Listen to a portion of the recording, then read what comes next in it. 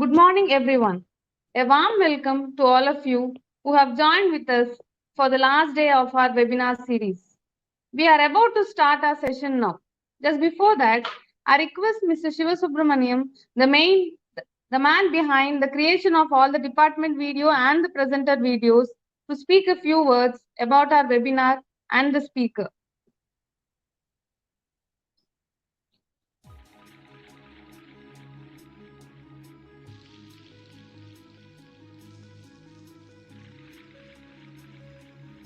I wish you all a very pleasant morning. I am S.B. Sivasubramanian from the Department of EEE, Meenakshi Sundararajan Engineering College. I feel extremely happy to be a part of the team hosting this 3-day webinar. When things have just started to work out last week, it's indeed a surprise to all of us here that in a very short notice, the team has done a remarkable work in bringing great minds together. This webinar is carefully designed to include people from research fraternity, academics and industries. Things have gone perfect last 2 days, and as you all know, we are in the last leg of the tour. I am taking this privilege to introduce one of our celebrated alumnus, Ashwin Murali. He is from MathWorks. We all have the capability to remember the past. Sometimes we predict to greater extent our future too. Of course, not everything falls in line as we have expected, but few exactly matches to our expectations. Yes, I am talking about the heights reached by Ashwin Murali. Right from his days in MSCC, we all know Ashwin would scale unbelievable heights in the future. And that is what has happened. For his age, he has done remarkably better, and we are waiting to see the gentleman accomplish even greater heights in the future. To all my friends out there, I am feeling happy to introduce to all of you one of the priceless gem from MSCC, Ashwin Murali. Enjoy the maximum out of the session. Happy lecture. And before the lecture, there is an introduction video on Ashwin Murali.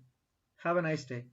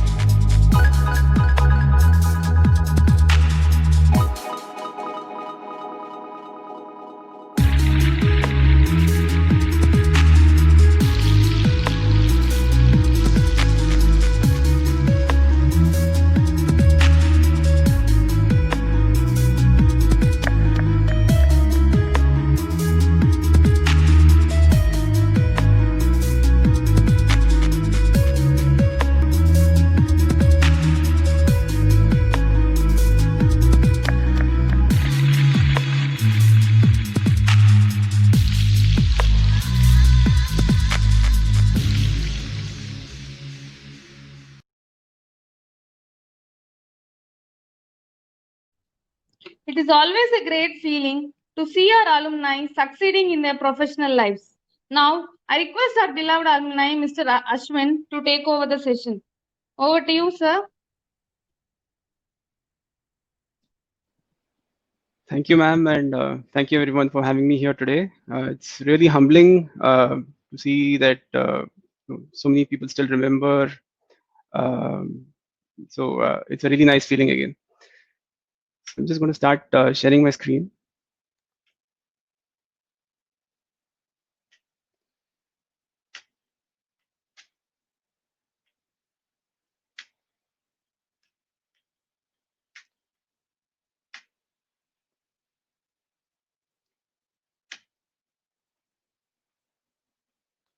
So is my screen visible?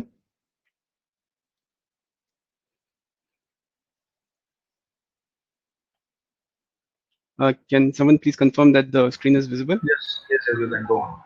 Okay, thank you. So the topic today is designing field-oriented control of permanent magnet synchronous motors on FPGAs. There are, this is like a wide topic, a lot of areas. I'll try to justify as much as possible, within this given time. So you already saw the introduction about me. It was a very kind introduction. Thanks again. So one thing what I want to highlight is that my current interests are accelerating deep learning computations on FPGA. It's also my current professional role as well as my interest. So one recent hobby project I've been working on was training a neural network on health documentation at MathWorks, and then using that to classify tech support questions to internal teams. So it's a really interesting field. So I'll be happy to discuss more with anyone who's interested. But the topic again today is something else. Yeah, we'll get into that next.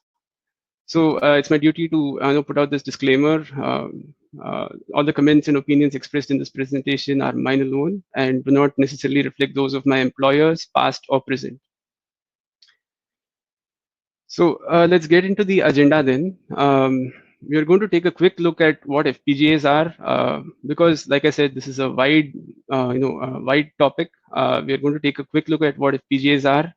We're going to take a look at the motivation of why FPGAs for field-oriented control, and we're going to take a closer look at what field-oriented control is, how it applies to PMSM. We'll build up a functional block diagram, and then we'll take a closer look at some of the blocks. We'll then look at some FPGA architecture considerations. So questions like, should we use floating point or fixed point? Or what are some of the common architectures we can use? And then we'll conclude. So this is a one pager on FPGAs. If I had to explain to someone who doesn't know about FPGAs at all, so this is what I would say. So FPGAs are more like a hybrid between a processor and an ASIC. So a processor is already ready. We just write software for it. It's fairly straightforward. Whereas ASICs are very specialized devices, and they're highly optimized. FPGAs are somewhere in between. It's not as optimized as an ASIC, but it's much more flexible than a processor. And so it's more like a balance between these two. The main elements of an FPGA are, first of all, it has I/O ports, so it can support a wide range of logic levels. There are specialized communication blocks. Then the next thing is the logic cell. Excuse me, Ashwin, sorry for interrupting. The PPT, the presentation is not viewed here as complete. Just half the page is visible here. Is it? Yeah, now it's fine. It's fine? Okay, Yeah, thank you. Okay, so the next important building block is the logic cell. So logic cells are, sometimes they're called LUTs in different different vendors call it different names. What it contains is like a lookup table and a delay element, a storage element. So these are the basic building blocks, and then these are interconnected using something called interconnects. There are also other specialized blocks like memories, RAMs, which are optimized for fast access and there are DSP blocks which are specialized for fast computations. There are also other blocks like internal clock sources, PLLs, and others, but we won't go too deep into it right now. So let's now look at why do we use an FPGA for field-oriented control. So FPGAs, actually the trend is that FPGAs are increasingly replacing microcontroller solutions for field-oriented control. The first point is that this is FPGA designs are deterministic. You can actually guarantee latency times. You can actually guarantee that the computation will be over within this particular time period. In a microcontroller based system, these are usually based on interrupts. There can be multiple interrupts for computations, interrupts for communication. A lot of times this cannot be acceptable in the end application where if the communication interrupt comes in and so you don't know which to give higher priority. You also need to make sure the calculations go on. You also need to make sure the communications are stable. So these are all decoupled in the FPGA. FPGAs also offer faster control loop times. The computations happen much faster compared to a microcontroller. We're talking about an average FPGA versus an average microcontroller, depending on the clock, depending on the architecture. FPGAs can be as fast as, say, 1 microsecond versus microcontrollers, which can actually be a little slower, something in the range of 10, 20, or 25 microseconds. The FPGA also offers a wide variety of control interfaces, custom interfaces that we can build by ourselves. So these are some of the reasons why people use FPGAs over microcontrollers. So let's take one example. If you have, let's say, a drone. So this is a classic case for multi-axis motor control, where you have to control 4 different motors. Most of the drone motors usually come with the controller, but you can design your own controller, which will, try to make the best use of the available battery power. So coming back to the drone example, you have 4 motors. You need to have stabilizing algorithms. You need to have a remote control interface. So you can actually pack all of this into a single device, which is one FPGA. One other example is a high-speed PMSM motor, typically used in medical applications. These can run as much as 70,000 RPM. So such motors require really fast control loops if you want to be power efficient. So normally you might not be able to use a microcontroller-based system for this kind of application. So let's then look at what is a PMSM. So for a layperson again, there is a motor called the BLDC motor, and there is a motor called the AC induction motor. And the PMSM again fits exactly in between. So like a BLDC motor, it has a permanent magnet rotor and it has stator windings. But unlike the BLDC and like the AC induction motor, the stator windings are arranged in such a way that they produce sinusoidal flux density. So it's like an AC motor in the sense that it's the flux is sine wave. And then it's like a BLDC motor in the sense that the arrangement is a permanent magnet in the center. So why do people use PMSMs? PMSMs give really high power densities compared to other similar motors. So that is the watt per volume is actually much higher compared to the others. But because of the permanent magnet, these motors are also a little more expensive. But these typically find applications in electric vehicles, also in drones, and there are a lot of applications. So moving on, what do we need? Because I said it's an AC motor, we will require an AC source. When I say AC source, again, I should put that under quotes. We can have a DC power followed by an inverter because we require control. And we also need to figure out a starting strategy. It's not as simple as just plugging it in and turning on the, powering on the supply. So usually there is a control called VVVF or V by F. That's variable voltage, variable frequency control, where the motor is provided a particular voltage and frequency depending on the boilerplate, the motor ratings. So this control is very simple. but it cannot handle load variations. Let's say if the motor is suddenly loaded, can this be controlled? We'll have to also change the value of the voltage and the frequency. We need to move the ratio to match the load variation. So how do we overcome this? Because we said load, it's directly related to the current. So this can be solved by controlling the currents. So we can, if you need to have torque control, you can add current controllers. If you need an additional loop of speed control, that can also be added. And because you're controlling current, you'll typically use a PI controller. But then the problem again is that a PI controller cannot work on AC references. So because this is an AC motor, the phase current is AC, and a PI controller cannot be used to control an AC current. So this again can be solved by using some mathematical techniques. So we'll get into that next. So let's run a small experiment. It's more of a thought experiment at this stage. We're going to have this magnet, and we're going to pivot it at the center, and we're going to control how this magnet moves. Let's now pivot a second magnet on at the same center. And now the steady state is obviously going to be anti-parallel. Let's say if the magnet that I control should exert the maximum force on the second magnet, that's the freely moving magnet, I should move it 90 degrees. That is, it should be perpendicular to the first magnet. So at this position, the first magnet and the second magnet will exert maximum force on each other. So let's extend this. Let's say if the freely moving magnet is the rotor and the magnet that I can control is the stator. I'm going to have three-phase currents which are going to behave like a magnet by themselves. And the rotor is a freely moving magnet, which is just going to follow the stator. So now, when I move the stator, let's say at 90 degrees ahead of the rotor, I'm going to need to spend the least amount of energy to control this. So at this stage, this is the easiest introduction we can get to what has to be done. So let's now look at the stator currents. Normally, we have three-phase stationary currents. So in the three-phase stationary reference frame, we have this A, B, and C phases.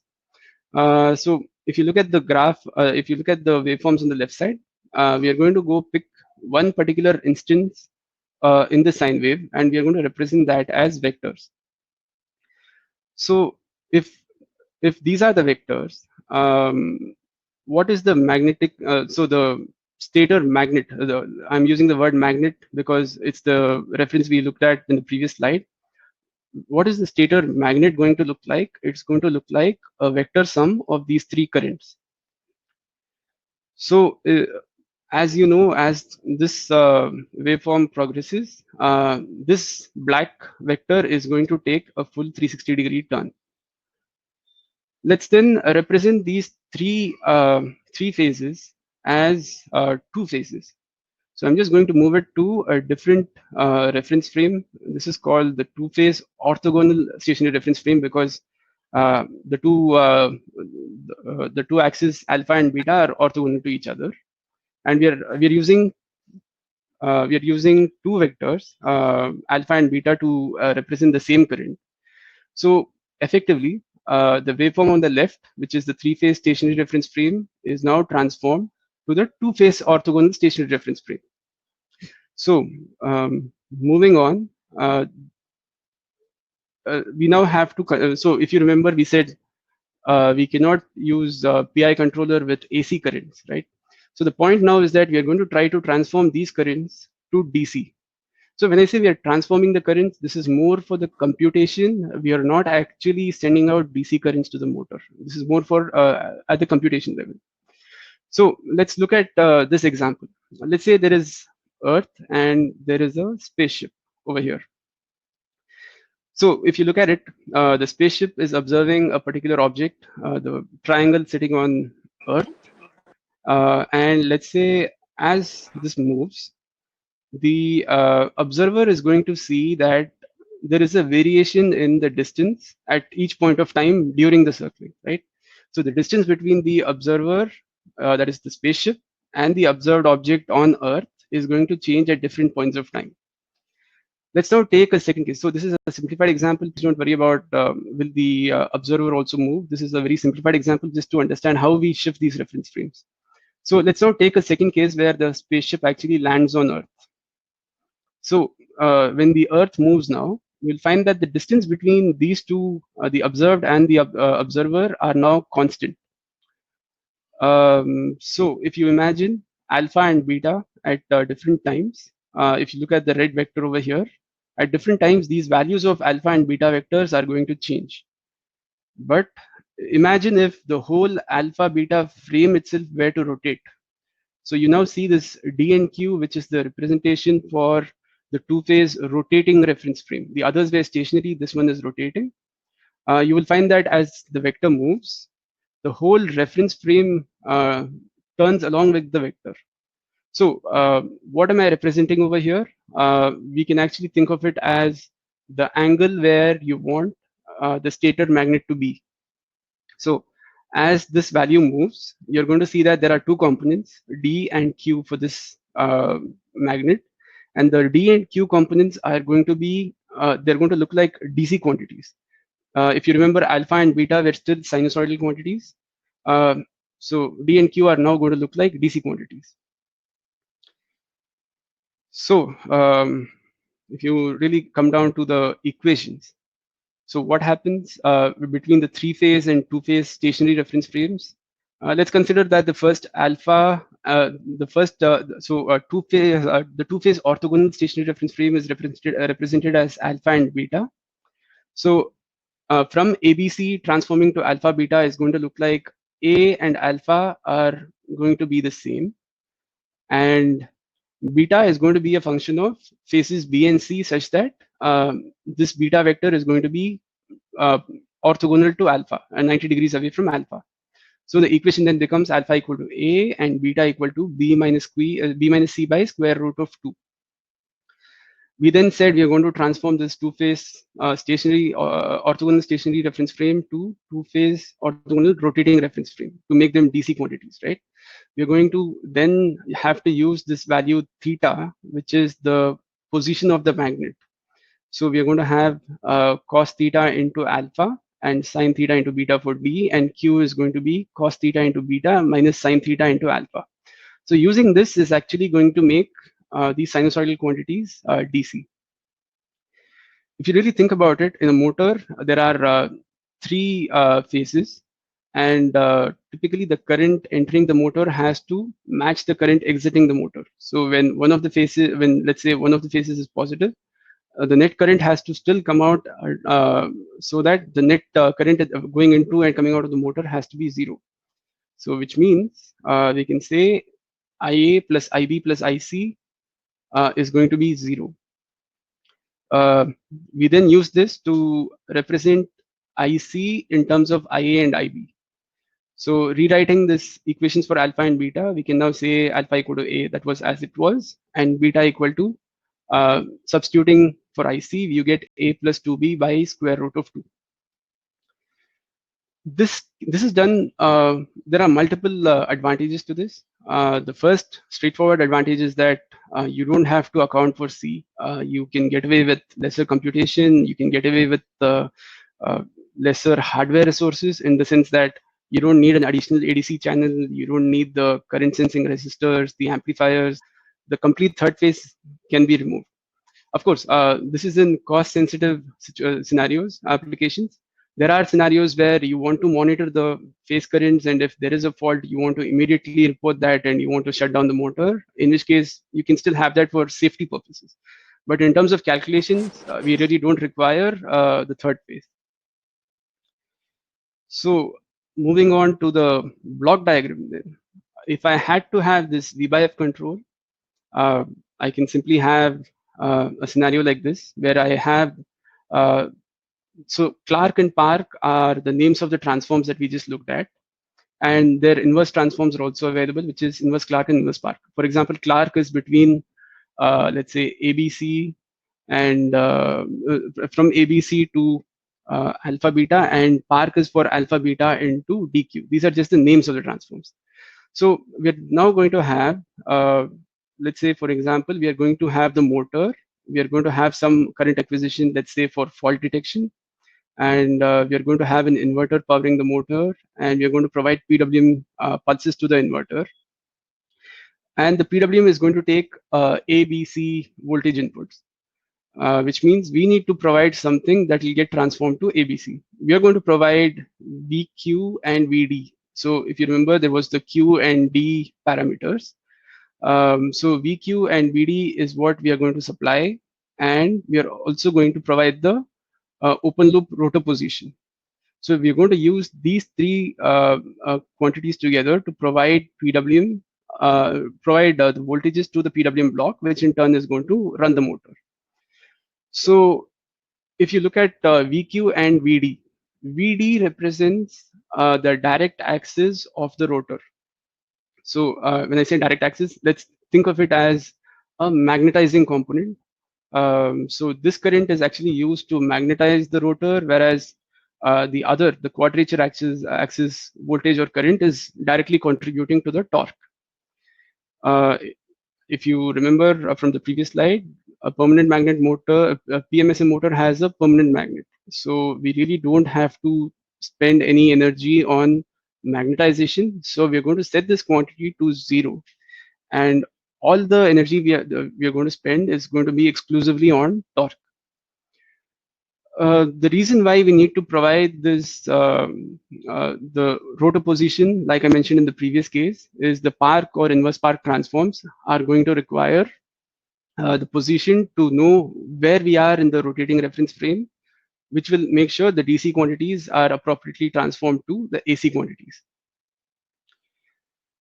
So this is as far as V by F control is concerned. This is more like an open loop control. You only look at, let's say, the voltage, you only provide the voltage and the position, theta or speed, which indirectly translates into the frequency. And we really don't look at whether the motor is running or if everything is okay. Are we using optimum power? We cannot really look at any of this. So we then look at the other, the strategy, which is controlling the currents. So we want to make sure we really don't spend any energy on magnetizing the rotor, because that is not an effort that we require. So here what happens is we have now added an additional feedback from the current acquisition block into this FOC engine. So the currents IA, IB, and IC, or simply IA and IB, can now go into this FOC loop. And now we then provide, so these are supposed to be Clark and Park transforms, which transform this IABC to ID and IQ, like we discussed in the previous slide. So these are actual current quantities, and these PI controllers have their references. So like I mentioned, we don't have to provide a magnetizing current, so we set the the ID reference to 0, and we need to set a torque reference that is set as IQ star. So we now have the outputs of the PI controllers will then be VD and VQ. And this VD and VQ is now going to be automatically regulated to make sure we get the required torque. So previously we were providing an open loop rotor position. So we now connect that to the motor itself. So we know exactly where the rotor position is, and then we provide we do this transformation appropriately. VD and VQ will now become VABC. Depending on the rotor position, you're going to get 3 sine waves 120 degrees apart. And then we put it through the PWM block and through the inverter and to the motor. So you might notice there is also this SVM block over here. So what SVM does is, SVM stands for space vector modulation. There are multiple techniques to do the space vector modulation. What it achieves, we look at this block in detail as we go along. So then we said we are going to get the position information from the motor. So how would we do that? So there are multiple techniques again. So there are 2 broad methods: sensor-based methods and sensorless methods. Sensor-based methods employ a Hall sensor or an encoder. There are different kinds of encoders, absolute, and there are also resolvers. So there are different kinds of physical sensors we can employ, and there are sensorless algorithms which actually increase your computation but bring down this additional sensor feedback. So sensorless algorithms are it's a wide field by itself. What actually happens here is we actually measure current, and we also so what we do is we measure the current, and then we indirectly we make a indirect measurement of the position and speed. It's an estimation. So this is then used instead of a physical connection from the motor. A lot of systems which are safety critical actually reduce the number of lines running from the motor to the controller by employing this algorithm. We then go on to when we one other topic that is of importance over here is what is electrical angle and what is mechanical angle. So mechanical angles are what a physical sensor will give is the mechanical angle usually, and what we need here is an electrical angle. So this I will leave as additional reading. To transform between one and the other, we just look at the pole pairs of the motor. The other difficulty that we might come across is how do we compute sine and cos? So anyone with experience in microcontrollers will tell you that there is a standard library to just do this computation. But how do we do this in an FPGA? So what actually happens in an FPGA is that we don't have this standard library that will just give you sine and cos, but there are techniques to do this. So the first technique will be to create a lookup table in the memory. So for example, we can store something like 0 to 90 degrees entries of sine at any resolution that we require. And the other quadrants of sine, why only 0 to 90 degrees? Because if you look at it, it is symmetric about 90 degrees. It's symmetric about, it's almost symmetric about 180 degrees except for the sine. So we can derive all the other quadrants from simply 0 to 90. And if you require cos, you can simply offset and you can get the cos values as well. So then what can be changed over here? You can have more resolution. You can go into sub-fractional degrees. You can try, it just require more bit width. And how many bits do you use to represent each of these sine or cos values? So these are all things that come down to practical implementation. It will depend on how big your FPGA is, how much memory you can spare for this. These are design decisions that you take at that time. The other advantage with this method is that you're simply reading data out of the RAM. So this is fairly fast access compared to the other method we're going to see. So it's likely to be like a few clock cycles, irrespective of the bit width. You're going to be able to get your sine and cos values. But the other method that we're going to look at is called CORDIC.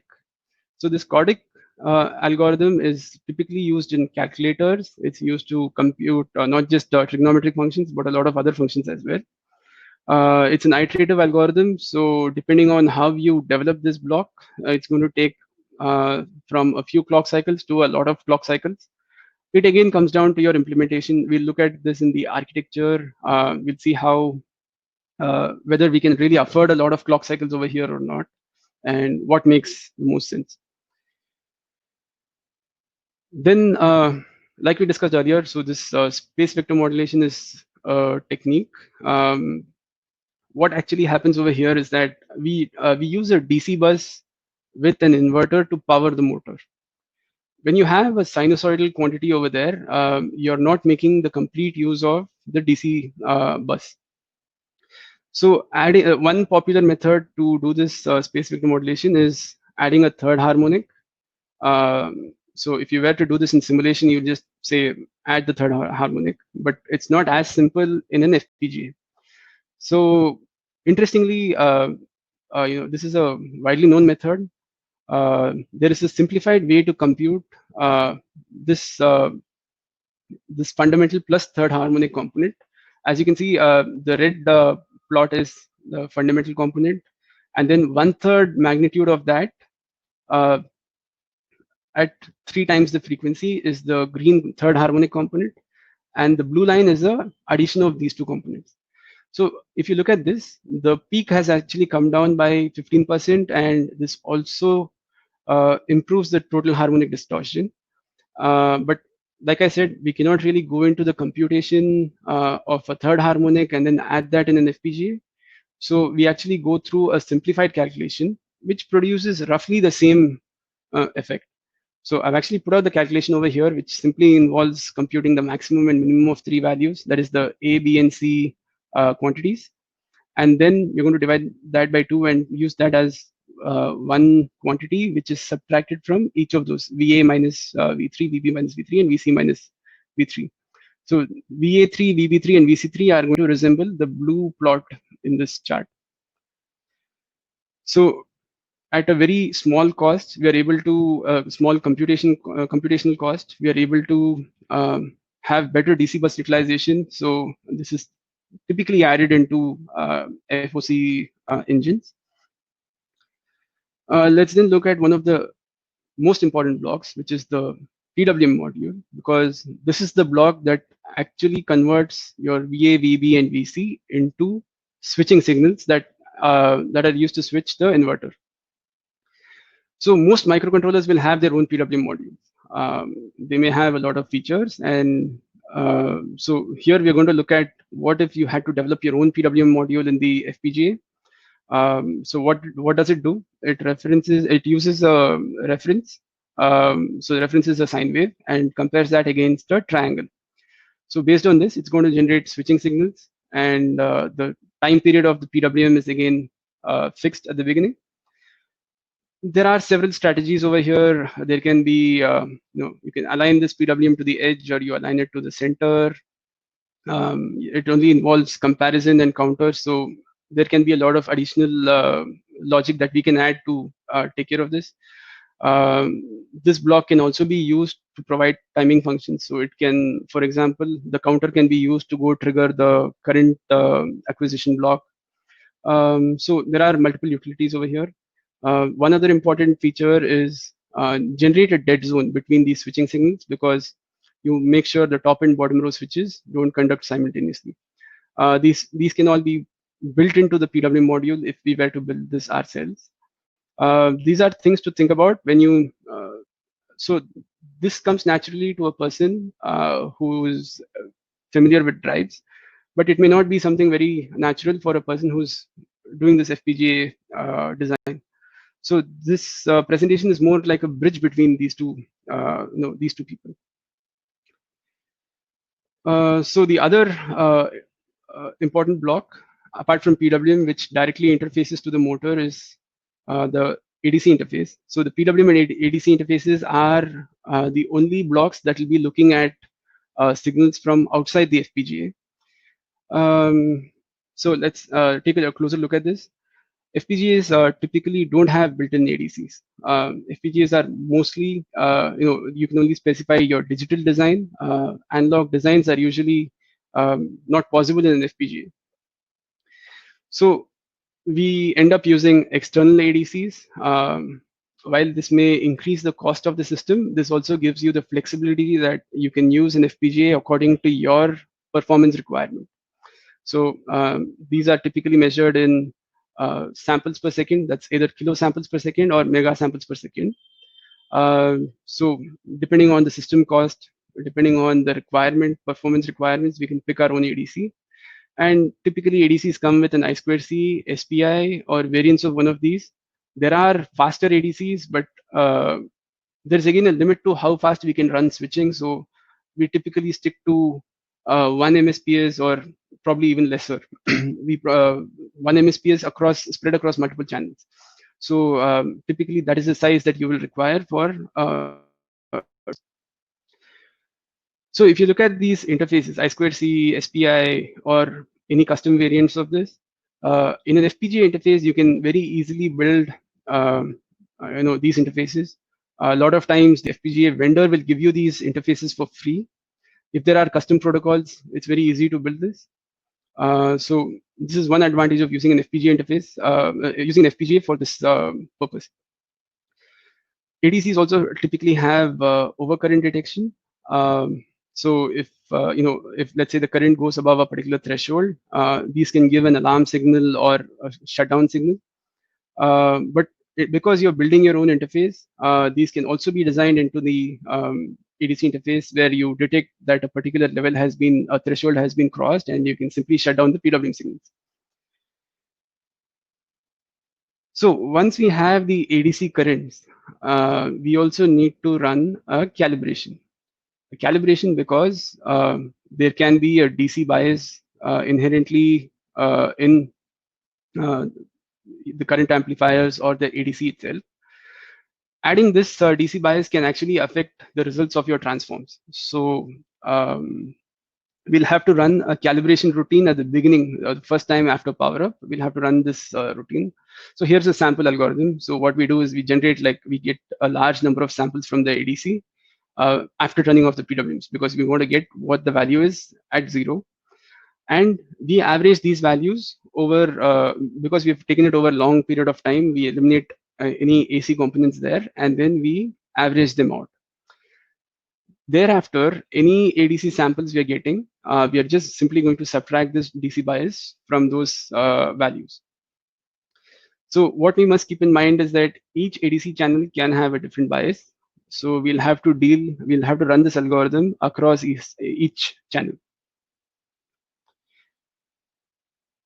So now we've taken a look at most of the blocks. PI controllers are well known, so I'm not really going to go look into that very deeply. Let's now look at the what if we were looking at a torque control system. What if you want a speed control system? So for a speed control system, for the torque control, there was a loop that we already formed. So the currents that come back from the current acquisition go into the PI controller. And we already gave a reference IQ star to the PI controller that controls torque. But we didn't talk about how we are going to generate this torque reference. So let's say if you wanted a speed reference, if you wanted a speed loop, you're going to have an additional PI controller, which is going to take speed star as the speed reference. And we are going to bring in a measured speed. A measured speed can be simply calculated by, if you know the rotor position, from there you can directly compute the measured speed. And between the measured speed and the speed reference, the PI controller will then generate a torque reference, which is the I star, the torque reference or the current reference. Let's also take a case where you want to extend the speed control system to a position control system, in which case you already had the position, the rotor position, so you can use that as an input to the PI controller, which is the actual value, and you can give a position star as the reference value. So the output of this PI controller is going to be the speed reference, which in turn will go through the speed PI controller and provide the torque reference, and so on. So there are effectively 3 loops over here. So let's now look at the FPGA design considerations. We are going to consider what we will have to do. We'll look at these topics that we already discussed. So should I go for floating or should I go for fixed point? So typically at the research stage, when someone is actually simulating all of this, they're going to be working with floating point. But practically, supporting floating point is going to be very expensive. Expensive in the sense that you need a bigger FPGA to support floating point computations. If you really look at, do you need floating point? There are probably some corner cases, but in the most common case, we really don't require it. Why? Because our ADC inputs, they are already quantized, and this is already a finite number. Let's say it's going to be 10 or 12 or 14. The PWM outputs are also going to be quantized, because all our computations happen in all the computations that we are going to have. Let's say if they are going to be quantized, the PWM counter cannot give you very minute values. If you really require that, you'll have to the PWM itself has a counter, and which counts in integers. So if you think we are going to have quantization errors, now how can we minimize that? We can increase the resolution, which means, let's say if you're representing current as 10 bit or 12 bit, you can try increasing that to 14 bits or 16 bits. And each quantity inside these computations can have more bits to represent them, which will actually bring down your quantization errors. So fixed point is most commonly used, except in some remote cases where floating has to be used. Let's then think of what if I had to do an FPGA implementation, what should I consider with respect to the architecture? So first of all, the loop computation time. So how much time does it take, let's say, from the time I acquire the current all the way to giving a reference value to the PWM? How much time does that take? That is the computational loop time. And what is the kind of control frequency I need? This also depends on, let's say, the motor's time constant. So there is no solid answer over here, but these are things that we need to consider when we design our system. So in general, you can consider that if you have a tighter control loop, it will give you better control. But just because you can have a tighter control loop doesn't mean your switches will be able to support really high switching frequencies. So there is a threshold on how much of an improvement this is going to give you. So for example, if you had 10 microsecond control loop, it's already equivalent to 100 kilohertz of PWM cycles, which means you can run one computation cycle per PWM. So if you really require faster PWM frequencies, you can also have FOC computations that run like one time per, let's say, 10 PWM cycles or something on the likes of that. So the other optimization we also think about is device size.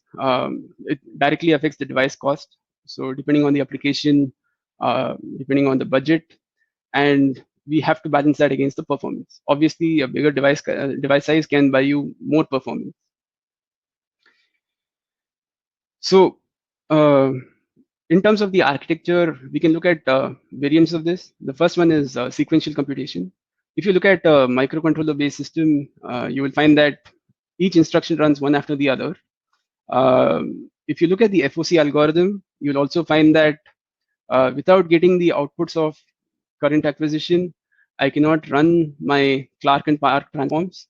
And without getting those results, the ID and IQ values, I cannot give actual values to the current PI controllers, and without that I cannot. So it's effectively a sequential flow. So FPGAs are mostly used where you try to parallelize as much as possible, because that's the flexibility the FPGA gives you. So what can we parallelize over here, and what can we make sequential? So one thing that we can make, it has to be sequential.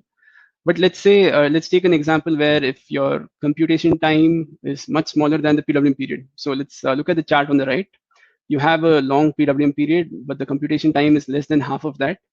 You can try to optimize by trying to reuse some of the blocks. Let's say the DSP blocks. If you're doing the Clark and Park transforms, you can actually reuse these DSP blocks. You can use FSMs to actually sequentially give inputs and get those outputs and reuse them. So you can actually fit the full algorithm into a smaller FPGA. Let's then look at if you have multiple motors to control. So when we say parallel architecture over here, what we mean is that you have one set of sequential blocks. You can just replicate that a second time, a third time, and a fourth time. So you'll have to have multiple sets of each, the complete engine, and you can use that to control multiple motors. So this is fairly straightforward, right? Because you're just saying, instead of, if you were to say a microcontroller can control one motor, you're saying I'm going to use two microcontrollers to control two motors. But the only difference here is that you have a slightly bigger FPGA, so you're going to try to fit both the functions of both these microcontrollers into a single device. So depending on how big your FPGA is, you can have multiple, controlling multiple motors using a single device. And so you can also have a pipeline strategy where, let's say you have one set of computation blocks. Let's say one here represents current acquisition.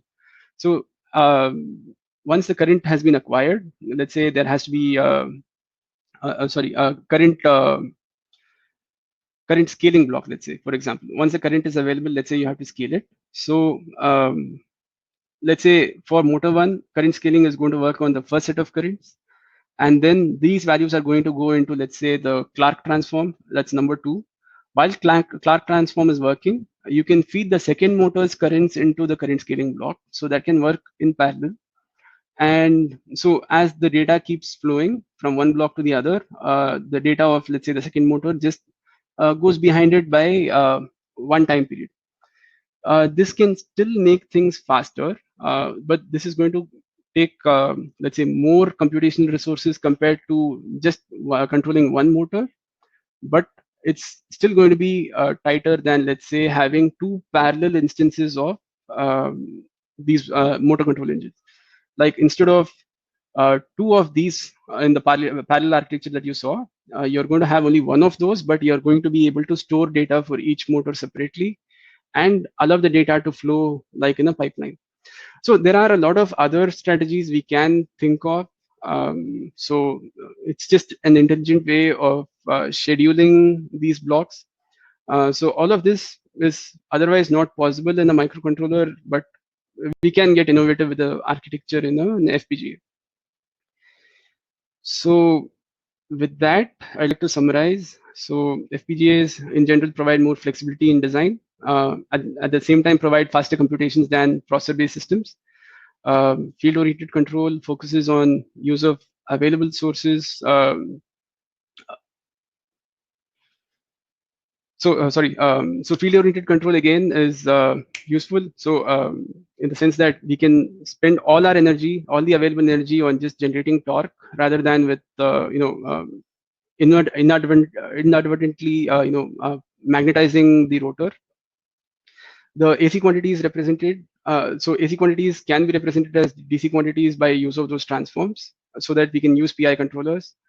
And so in terms of architecture, like we saw, there isn't too much scope to parallelize within the engine, but if you have multiple motors to control, or if you require higher performance, we can have novel architectures to try to get a little more performance from the device. So with that, I'd like to conclude.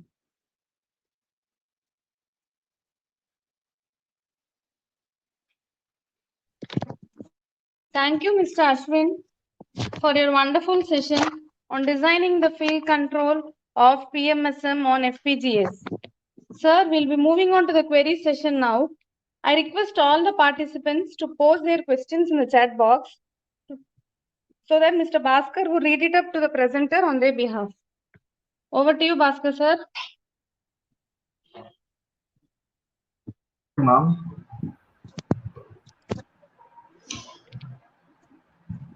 Thank you, Ashwin. The session was so engaging that we had questions being posted throughout the session. So we'll move on with the question session. The first question is from Suraj. The question is, can we able to change single phase AC input to DQ transformation? If it's possible, what's the equation for that? So single phase AC into DQ transformation. Normally, I would say converting a single phase AC into DQ. See, it again comes down to a mathematical exercise. I normally wouldn't. I really doubt if that is possible, but it's something we can work out and check. I'm not really aware. All I can say is I'm not really aware at the moment. I don't know if people do that. But most of the time, PMSM motors come out as 3-phase motors, not single phase. We'll move on to the next question. So the next question is from Satyanarayan. The question is how to choose the controller. Like there are a lot of papers coming with advanced controllers saying they improve the performance by good margin. How to choose one among them? So when he says controllers, I'm assuming he's going to replace the PI controller with a different controller. So I actually wrote a paper some time back where I replaced the PI controller with a fuzzy logic controller. This was my thesis, my master's. So that can, it is possible to bring in better performance than the PI controller, but if you think of it from a research perspective, yes, you can make it better. But if you think of a commercial aspect to it, if you think about how much more performance are you getting compared to the cost of computation, which means you have to use a bigger device. Commercially, it may not really justify, but in terms of a research aspect, yes, sure, you can increase it. And you were clarified with the answer. Please post our opinion in the chat box. So we'll move on to the next question. The next question, we have a few descriptive questions. The question is from Gurunan. Question is, should we implement V/F control in rotating reference frame? Can we not directly modify modulation index and frequency of reference sine wave for controlling speed? Even for closed loop control, speed can be obtained as DC signal, and hence PI controller can directly output reference frequency. Is this not feasible? I'm sorry, could you just break the question down? Yeah, I'll break the question. I'll go step by step. The question starts, okay, the first step or the first line is, should we implement V/F control in rotating reference frame? Can we not directly modify modulation index and frequency of reference sine wave? Yes, we can do that. So the point is that when I introduced this with field-oriented control, this was more like a build up to the closed loop control. That's the reason I showed it that way, but there is really no need to use any of these blocks for V/F. Like I mentioned in the beginning, V/F is like very simple control, so it's very easy to generate. But what you might have to think about is, how do you generate those sine waves? What will the magnitude of your sine wave be? And what is your frequency? So those are questions you need to answer, but it is possible. Okay, fine. Okay, so shall I continue with the question? Yeah, please. Okay, the question continues as, even for closed loop control, speed can be obtained as DC signal, and hence PI controller can directly output reference frequency. This is not feasible. So the question is it not feasible? Is this not feasible? Okay, so the point is that before you get a speed, what you're saying is right. It is probably possible, depending on your sensor, to get back a DC signal for speed. But then you already require a rotor position for field-oriented control. Again, if this question is an extension to the previous question, imagine what will happen if you do it. If, let's say, we have this PWM generation with your sine wave generation. If your sine wave is simply at a fixed voltage and a fixed frequency, so I had already given that point, right? How do you decide what is your V, what is your F? The problem is that how do you use that to you will end up spending energy on the direct axis as well, which is essentially a wasteful use of your energy, right? So you don't want to spend energy trying to magnetize a permanent magnet. So the whole exercise that we're doing is to make sure we set that component to 0 and use all the energy into generating torque. So I think that might answer his question. And for so yeah, please go ahead. Is there a third part of the question? The question is complete, but we have another question. Next question from same person, Gurnan. The question is, if I were to get speed reference from external controller through communication, is it possible to have parallel processing where one loop performs PI controller loop and other loop listens for reference? Also, please give a ballpark figure on the smallest possible sampling time for PI controller. Shall I break the question, or is it? No, it's okay. So for the first part, it says if I were to get the speed reference from external controller through communication, is it possible to have parallel processing? So first of all, getting that data from an external controller is, you have the data, but where does it really fit into the loop?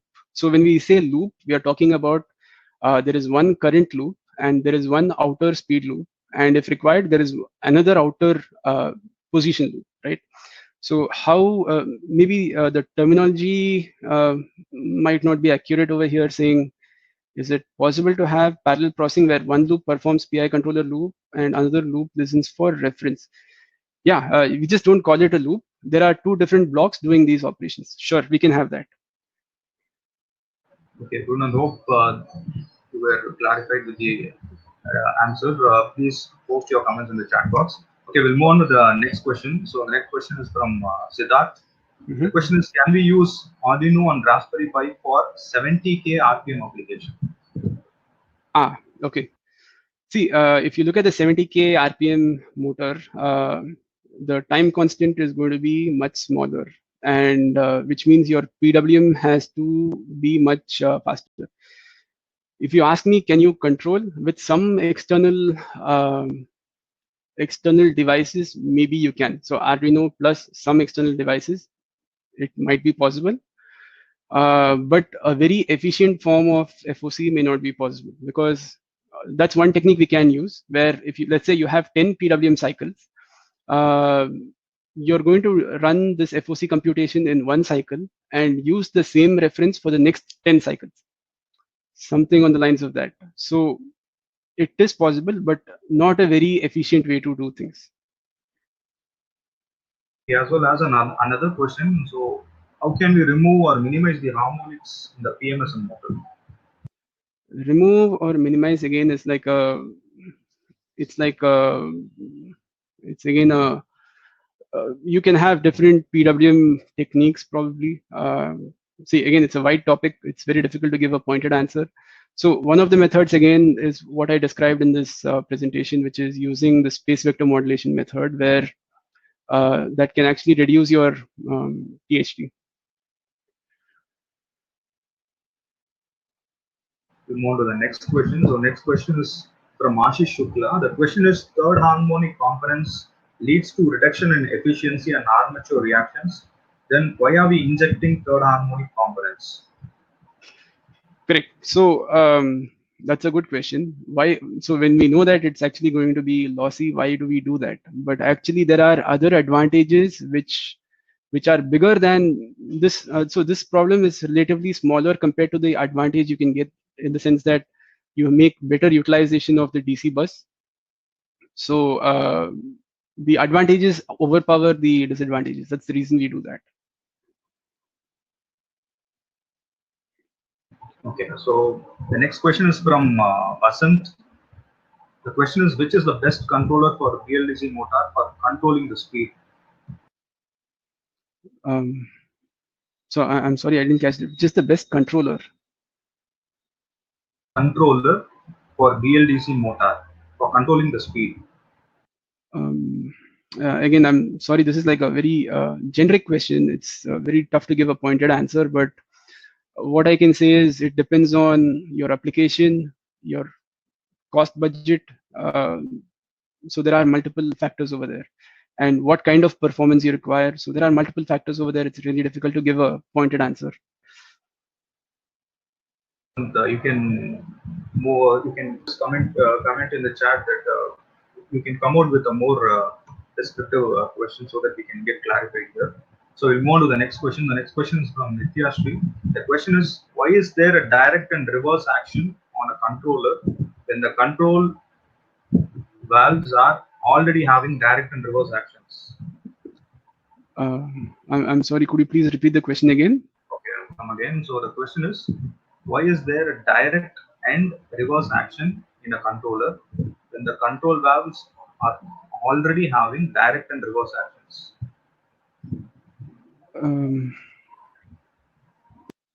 I actually didn't get this. So when direct and reverse action and control valves, like control valves are having the direct and reverse actions, then why do we use a controller?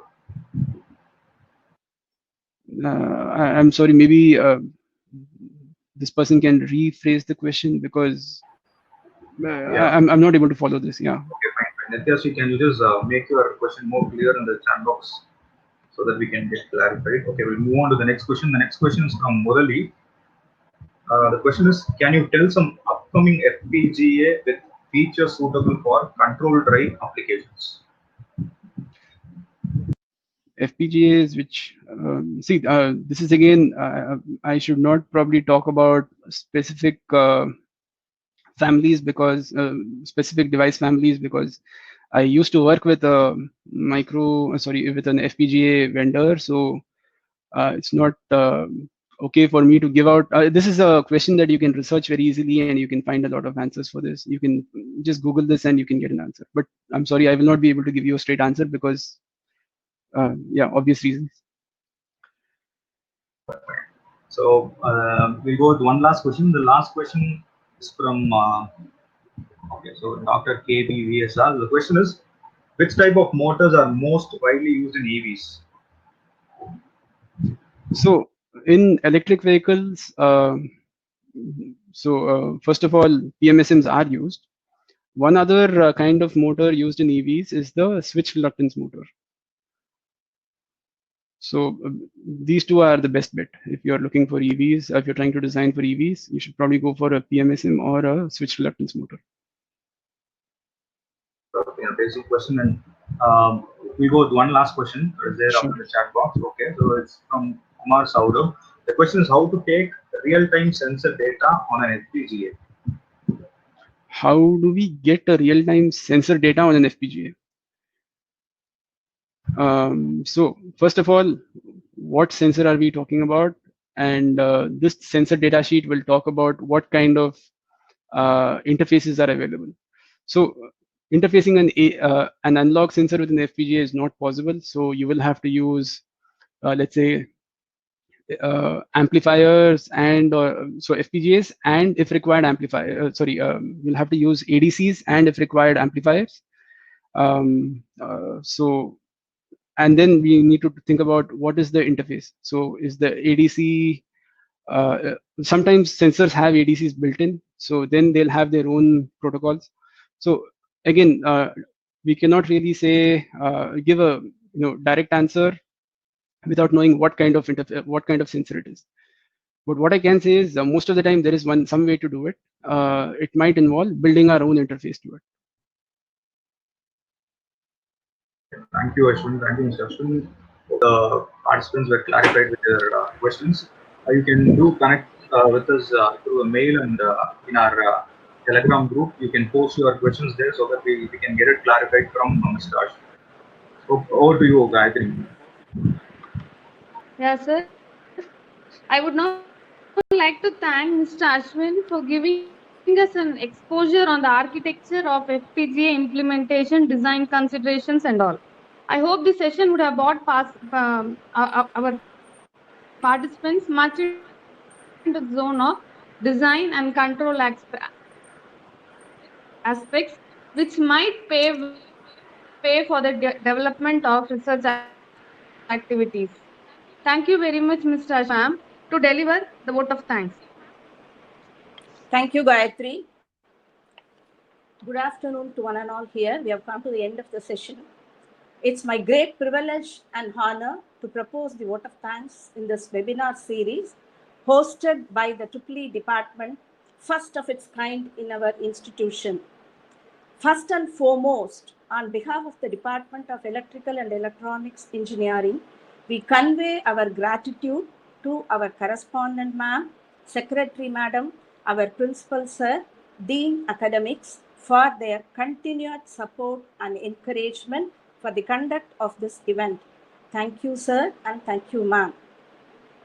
Our heartfelt thanks to our beloved speakers of the webinar series, Mr. Krishna Kumar, Mr. Vijayaraghavan sir, Mrs. Sindhuja, and Mr. Ashwin Murali, who have spent their valuable time and shared their effective knowledge with us and made the session very interesting and informative.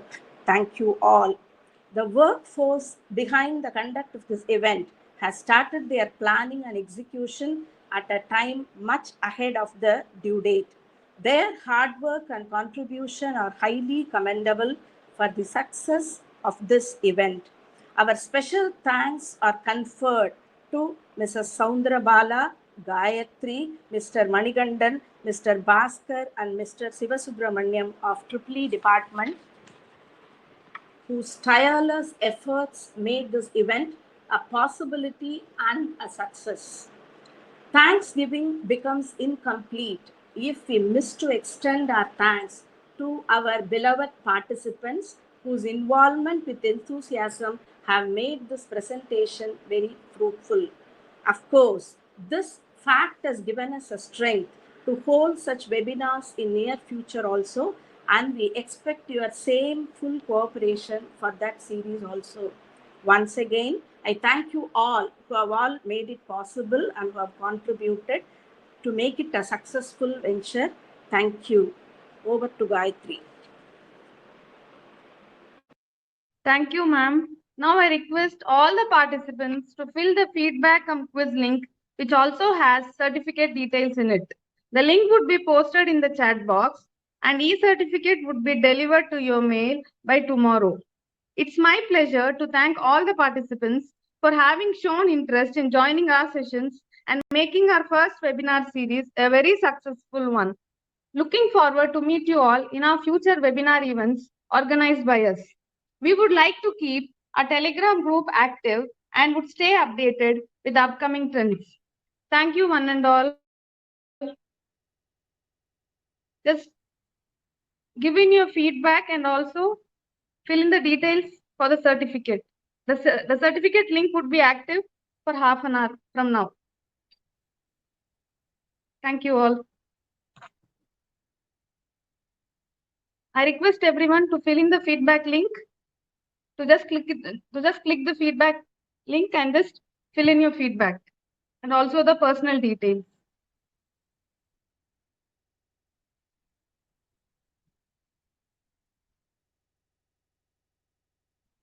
Thank you all once again for participating.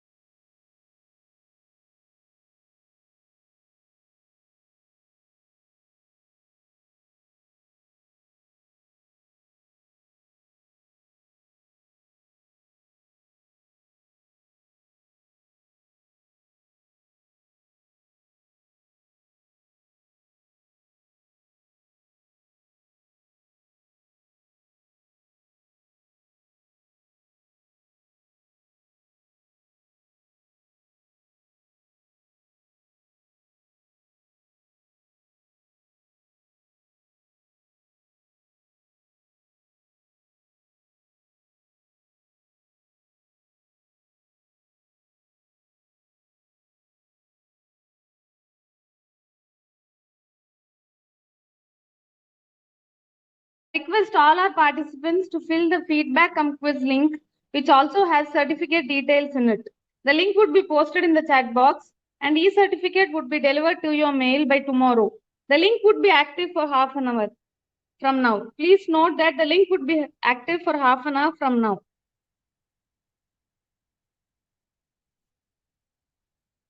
Thank you all for your wonderful participation.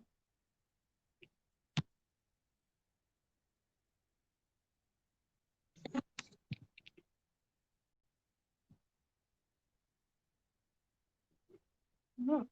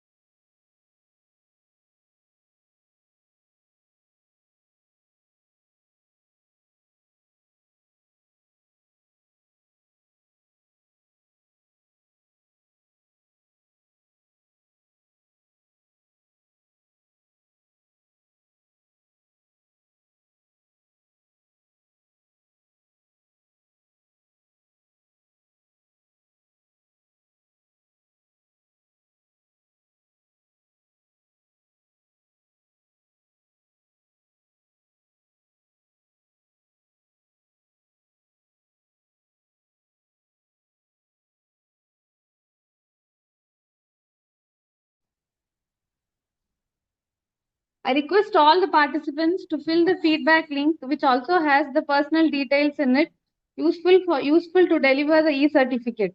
The link would be posted. The link is posted in the chat box. I request everyone to fill it, as the link would be active for half an hour from now. Thank you all.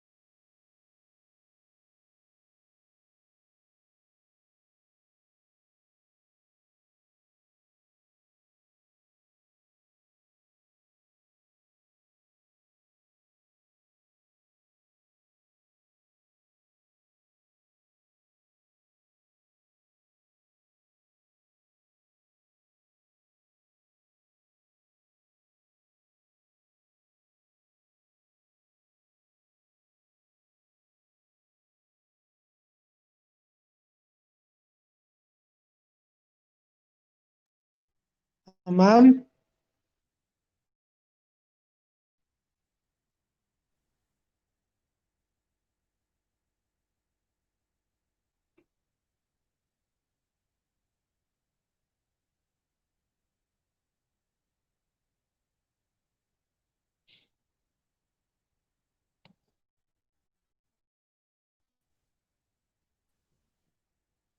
யாரு ரேவதிங்கிறவ யாரோ feedback link கேட்டிருக்காளு.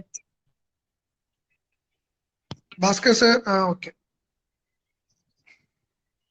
ஏன் ரொம்ப லோவா காயத்ரி கேக்குது? Ma'am என்னோட வாய்ஸா சொல்லுங்க. கேக்குறது நல்லாதான் கேக்குது. Okay okay ma'am sir presenter side இருந்தப்போ என் வாய்ஸ்லாம் கிளியரா தானே இருந்தது. ஆமா